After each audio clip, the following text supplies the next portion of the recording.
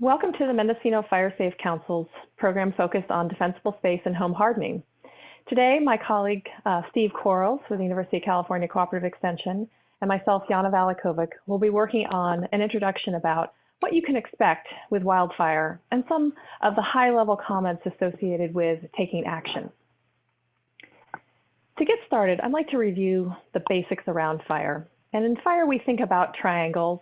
Fire is a product of oxygen, heat, and fuel. So without oxygen, the flame won't move. And without enough heat, you won't have combustion. And if you don't have something to burn, then of course you don't have fire. But more importantly, when we think about these issues respective to our homes and our landscapes, we're working around terms of fire behavior. And fire behavior is a product, again, of fuel, weather, and topography. So I'm going to go through these components in a bit more detail. So respective of weather, humidity affects the fuels, and that's relatively intuitive, but I thought I'd illustrate it by a couple of images of grasslands and oak woodland leaf litter. So if you wake up in the morning and you walk through an open grassland, it's often covered in dew, and that dew prevents the grass from burning. But because grass is small in its diameter, it can change its humidity relatively quickly when the sun comes out. Same with leaf litter, such as these oak woodlands. In both of the pictures that I'm showing in the middle of the screen, you can see that it's relatively difficult to ignite both the leaf litter, this was done in the middle of winter, and this grassland situation that was done in June. Because the humidity, both of the environment that the leaves and the grass are in, and because of the internal moisture level, it's preventing fire from burning. On the right, you can see a controlled burn where it's obviously quite dry in the middle of the day, and we're able to get rapid flame development and rapid growth of the fire. Now, this was done in a controlled setting, but it helps illustrate how humidity can affect fuels in a very quick way. Now, wind is a critical part of weather because wind drives the fire. And wind can also dry things out, and it can also move the fire. So the combination of temperature, humidity, and wind is what contributes to weather meteorologists predicting red flag warning conditions. So when conditions dry out to a certain point and wind is expected and heat is expected, this puts us into critical fire danger time periods. Now, the other component of fire behavior is topography. And topography is critical because it has certain elements that intersect with wind patterns and such that wind is carried upslope and over ridges. And ridges have more wind inherently because you have more mixing of the air environment. Now, fire follows all these pathways, and so placement of your home can be more difficult to manage from a fire perspective. Here we see an image from Santa Rosa following the Tubbs fire, and a home was at the top of a chimney, similar to where these oak trees are in this graphic, and fire was able to be pushed very quickly up this canyon and move into the home environment. Unfortunately, this home was lost, but you can see by the placement of this house, it put it in a more precarious situation. Now, the third component of the fire behavior triangle is fuel. And what I'd like to bring your attention to is that fuel is anything that will burn.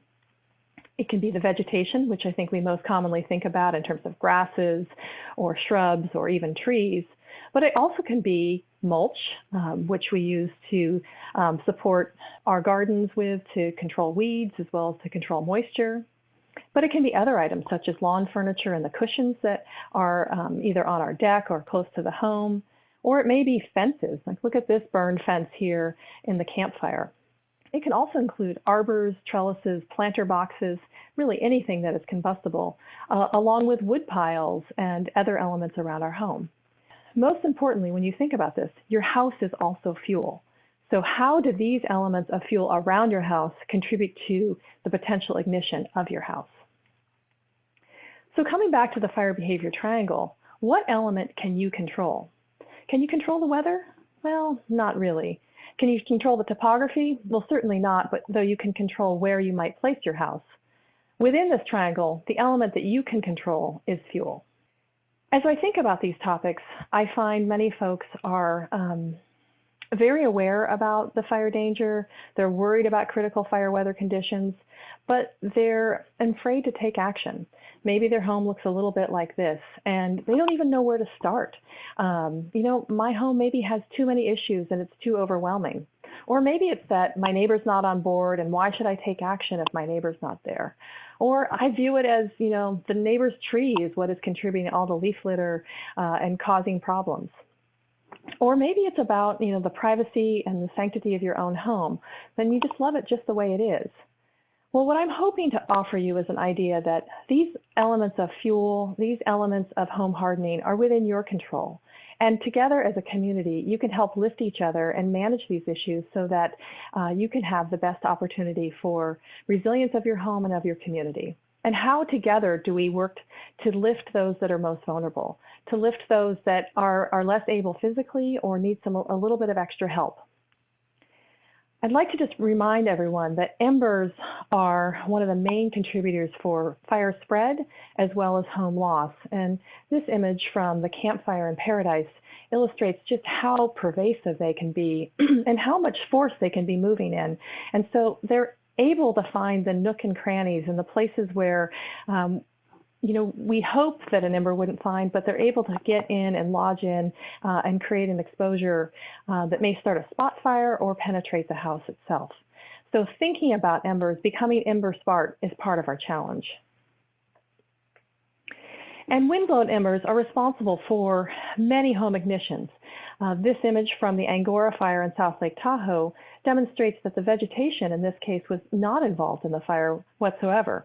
It was really that the home was the most combustible part of the landscape because the embers were able to penetrate either the vents on the house and get inside the house or create a spot fire adjacent to the home, which led to a fire exposure that the house was not able to withstand.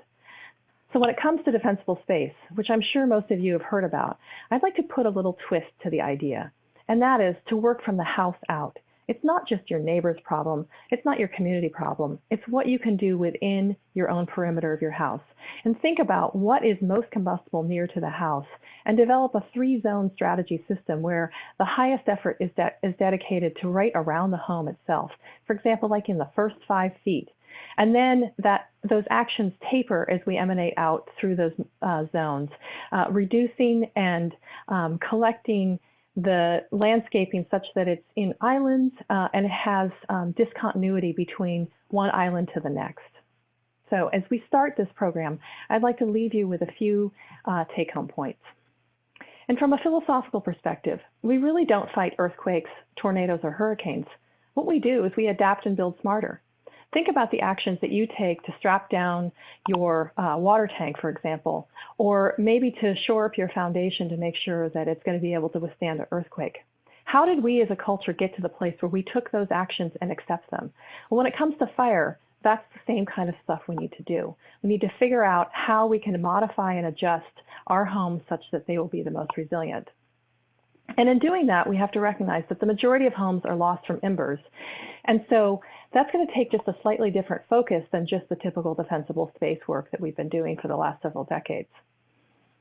When we think about these issues, there are new construction codes for building in the wildland-urban interface, and they are helping overall.